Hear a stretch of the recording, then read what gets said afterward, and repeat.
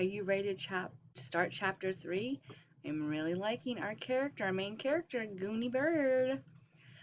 On Friday, Goony Bird was wearing capri pants, a satin tank top, and a long string of pearls. Her red hair was twisted into one long braid, which was decorated with plastic flowers. There were flip-flops on her feet. You look beautiful, Kiko said to Goony Bird in an admiring whisper.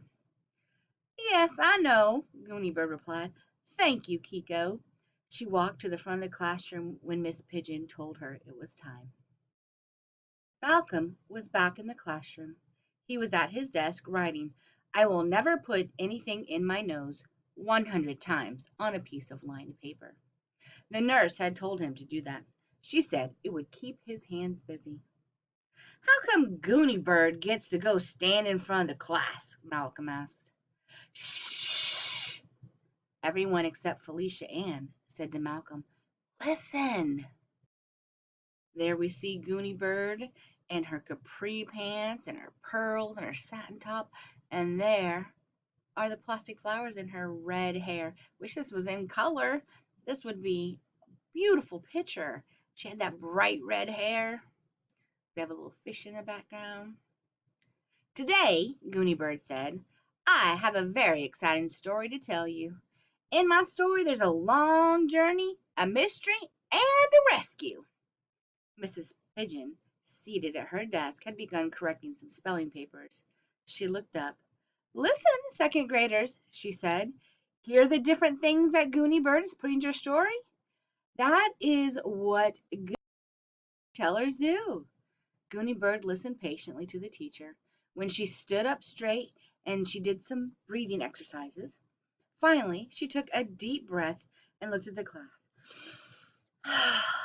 I am ready to begin, she said at last. The title of the story for today will be How Goony Bird Came from China on a Flying Carpet.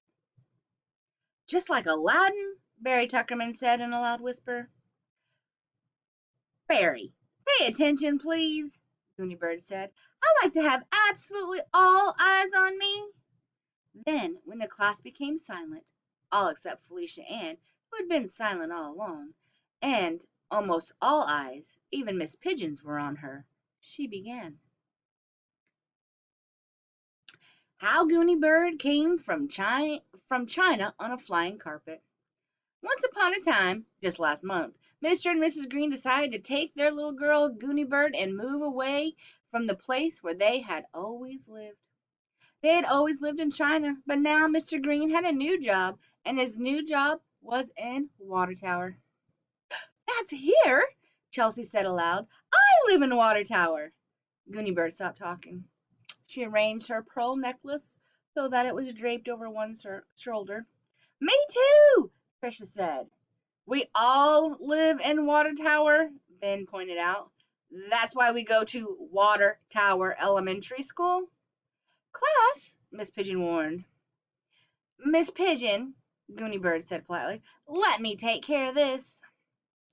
Children, she said in informers, I cannot tell a story if I am constantly interrupted. There will be time for questions and comments. Please raise your hand if you want to say something. Very distracting for me if you call out. Sorry, Teresa said. Sorry, Chelsea said.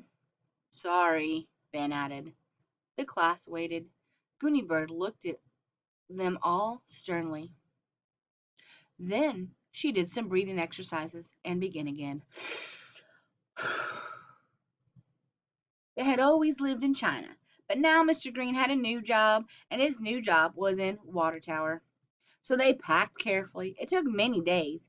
First, Mr. Green had to pack 43 sets of false teeth. Then Mrs. Green had to pack her dancing shoes and her bathing suits. And Goony Bird had to pack all of her belongings, which included a money collection. Finally, the furniture was loaded onto a moving van, and the Green family waved goodbye as the moving van drove away from China and started its journey to Water Tower. Goony Bird stopped. Every child in the classroom had a hand raised, and even Mrs. Pigeon was waving her arm. I'll have an intermission now for questions, Goony Bird said. Chelsea, yours first. Why did Mr. Green have 43 pairs of false teeth? Chelsea asked. The false teeth are not part of the story, Goony Bird said. Malcolm had looked up from his I will not put anything in my nose paper. His eyes were very wide. Tell about the money collection, he said. That's another story, Goony Bird said.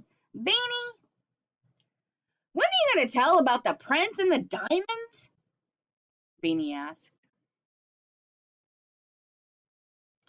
Goony Bird thought it over.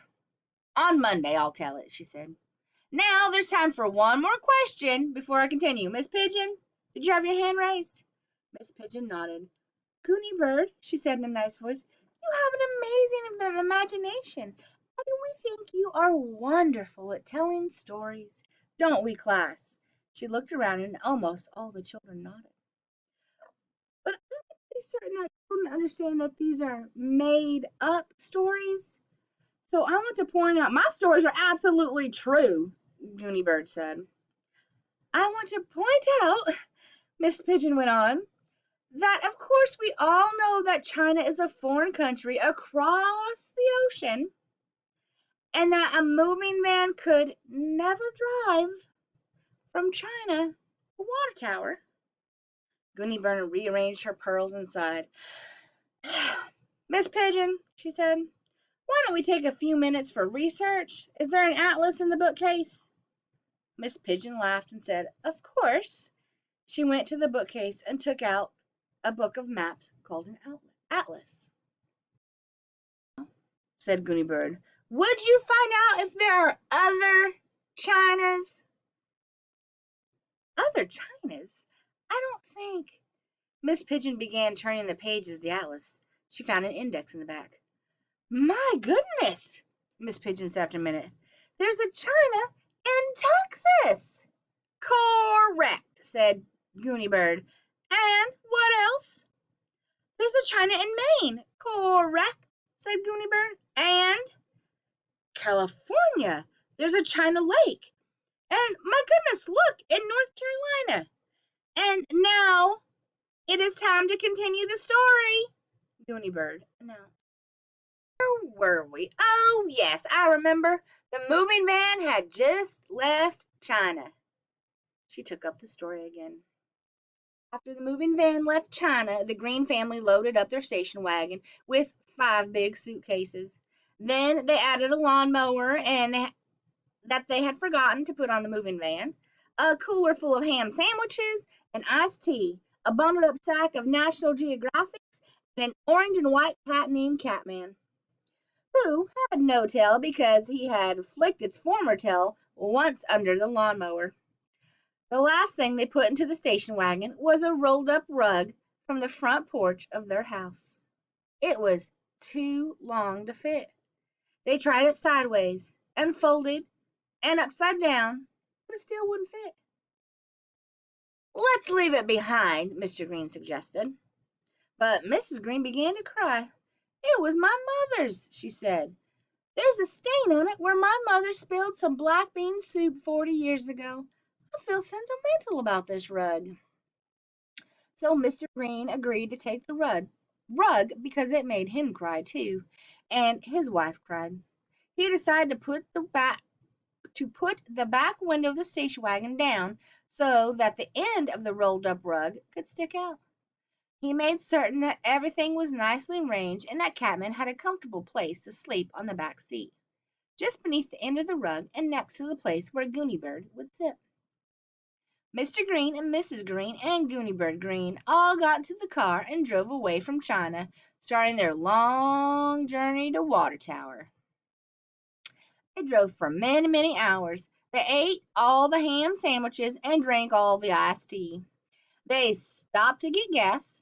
They went to the bathroom. They played the car radio and listened to news and operas and football games and talk shows about love relationships. Suddenly, Goony Bird glanced down and noticed with dismay that her beloved Catman had disappeared. She looked around the floor of the back seat, But Catman was not there. She heard a small sound like a purr coming from inside the rolled up rug. Catman had entered the rug. He probably found a warm and dark, cozy place. But Goony Bird was worried about Catman. She decided to try to get him out. She reached into the rolled up center of the rug, but he slithered away beyond her hands. She looked at the backs of her parents' heads, wondering if she should tell them about the problem with Catman. But her mother was dozing and her father was driving, watching the road carefully and listening to a radio program about whales. So Goony Bird decided to wiggle into the rug herself to rescue Catman. Oh no! Kiko cried. I'm gonna faint. Shh, the other children said. We are gonna stop right there for today. So go and do your journal entry. Maybe do a prediction. What is gonna happen with Catman? Is she gonna be able to rescue him? What's this have to do with a flying carpet? We'll find out next time we meet.